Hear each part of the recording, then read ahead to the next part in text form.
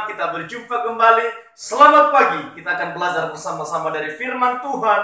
Efesus pasal yang ke-6 ayat yang ke-11.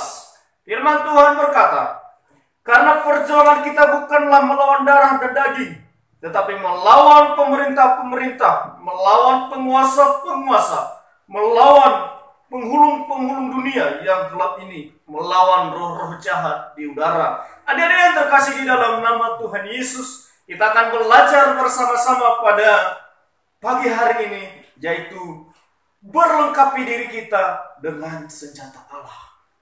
Kita akan memperlengkapi diri kita dengan senjata Allah. Adik-adik yang terkasih di dalam nama Tuhan Yesus, orang yang sudah percaya kepada Tuhan, orang yang sudah mengenal Tuhan Yesus, dia harus mempersiapkan dirinya untuk melawan penghulung-penghulung di udara, melawan roh-roh yang tidak kita kenal, roh-roh jahat. Kita harus mempersiapkan diri kita. Lewat apa kita mempersiapkan diri kita? Lewat berdoa, lewat berjaga-jaga. Seperti firman Tuhan berkata, 1 Petrus pasal yang ke-5 ayat yang ke-8, firman Tuhan berkata, sadarlah dan berjaga-jagalah. Lawan musuh iblis berjalan keliling sama seperti singa yang mengaum-ngaum dan mencari orang yang dapat ditelannya. Adik-adik yang terkasih di dalam nama Tuhan Yesus, ketika kita menjauh daripada Tuhan, pasti iblis akan memakai hidup kita. Tetapi ketika kita datang kepada Tuhan, ketika kita setia kepada Tuhan, dekat kepada Tuhan, maka si iblis tidak akan pernah meninggalkan kita. Makanya iblis menjauhi kita, ada yang terkasih dalam nama Tuhan. Ketika firman Tuhan berkata, di mana roh Allah, di situ Tuhan bekerja dengan luar biasa. Ada yang terkasih di dalam nama Tuhan Yesus. Pada pagi hari ini, Rasul Paulus dia mengingatkan di jemaat-jemaat di Efesus.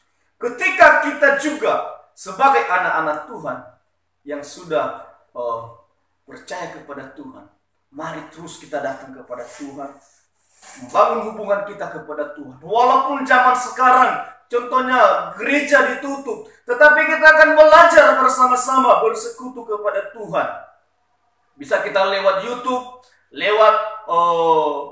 bisa kita tonton dengan baik, bisa kita berdoa kepada Tuhan, di saat kita mau beribadah kepada Tuhan, kita terus selalu memuji, memuliakan nama Tuhan. Ada yang terkasih di dalam nama Tuhan. Apa yang harus kita lakukan? Nah, yang pertama yaitu kita harus tinggal di dalam Yesus. Karena hanyalah di dalam Yesus ketika kita melawan roh-roh jahat atau roh-roh penghulung-penghulung di udara. Hanya lewat Yesus ketika kita berdoa, bentengin hidup kita, bahwa Yesus pasti akan menolong kita. Firman Tuhan berkata, Yohanes pasal yang ke-15 ayat yang ke-7.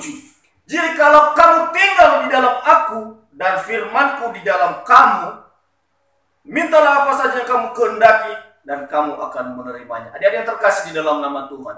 Ketika kita tinggal di dalam Tuhan, apa saja yang kita minta pasti Tuhan berikan. Ketika kita berdoa kepada orang yang sakit, disembuhkan. Ketika kita memuji Tuhan, di situ ada kuasa Tuhan yang luar biasa bekerja. Dan yang kedua, ada yang terkasih di dalam nama Tuhan Yesus. Apa yang harus kita lakukan? Yaitu kita harus menjaga hati.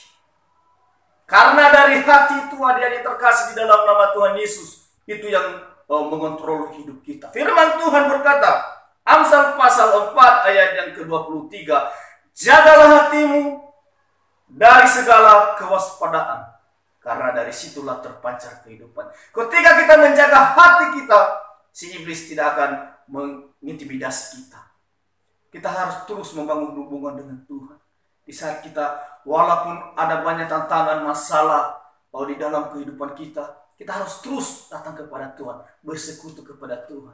Ketika kita memuji Tuhan, di situ ada kuasa Allah bekerja dengan luar biasa. Dan yang ketiga, ada yang terkasih di dalam nama Tuhan, yaitu selalu datang kepada Tuhan. Firman Tuhan berkata, Matius pasal yang ke-11 ayat yang ke-28. Marilah kepadaku yang letih lesu dan berbeban berat, maka aku akan memberikan kelegaan kepadamu.